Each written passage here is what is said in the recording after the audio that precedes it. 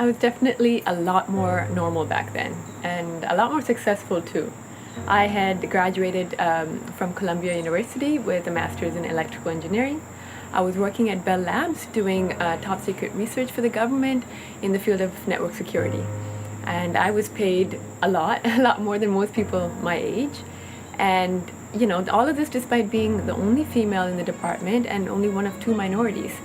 And I was doing cutting edge research. I was respected for my work and rewarded very well.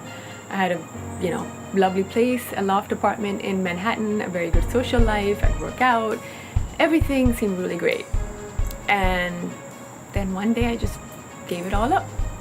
I left my job, I left my apartment, I left my friends, and I went to India. And it seems all of a sudden, and yet it wasn't. It had been building up in me for many years. I remember going to work, coming back, doing these things, but yet feeling very unsatisfied. Many mornings waking up and actually not knowing why I should get out of bed. I remember reading a lot of books, different self-help, Buddhism books, things like that. I was just searching. I was not satisfied. And so finally one day I had, coming out of yoga class, a sensation came over me. And I just stood there. And everything faded around me. And I was just taking in this feeling that I'd never felt. I was content, satisfied, grounded. In that moment is when I just got in touch with a new way of being, like a deeper part of me, in fact. And from there, I knew that there was definitely more to life. Whatever I had been searching for, I knew it was out there somewhere.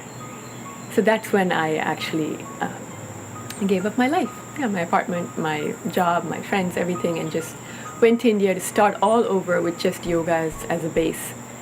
And since then, exploration has taken me into dance, into acting, art therapy, theater, all kinds of stuff, a nonprofit. It's been a very long, windy, scenic road since then. And actually, I'm probably the opposite of the conventional definition of success right now.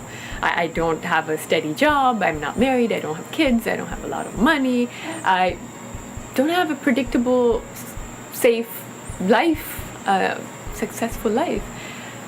But I am much happier, for sure, than I was then. And I know why I get up in the morning. And whether that works out the way I envision it or not, doesn't actually matter because I'm happy today. I have meaning when I wake up. I have purpose when I wake up. And, you know, that's, yeah, wonderful. So yeah, I have found out, you know, it's dangerous, and many of us fall into that trap of going after this successful life where, you know, you have the right job, the money, and everything seems just right, and you're doing really well, but it's not what you passionately want. It's much better, I have discovered, to be quote-unquote unsuccessful at going after something that really means something to you. And I think if all of us were to do that, many of the problems we see today wouldn't exist. You know, if we all didn't kind of just go through life checking box, but instead tried to find our place in the world and contributed from that place. Yeah, I think everything starts from there.